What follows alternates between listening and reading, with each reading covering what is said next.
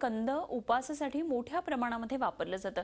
म्हणूनच आज आम्ही तुम्हाला दाखवणार आहोत एक अजब गजब बातमी, आणि ही बातमी आहे इंदापूरमधून।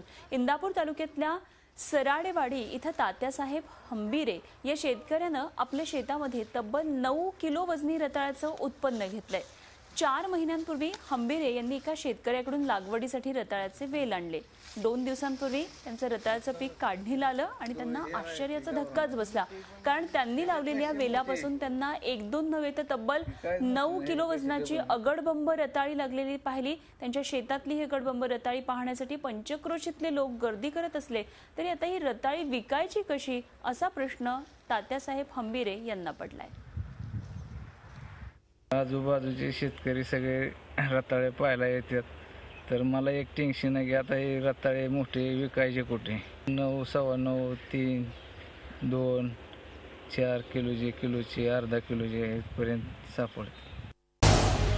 झी 24 तास रहा एक पाऊल पुढे।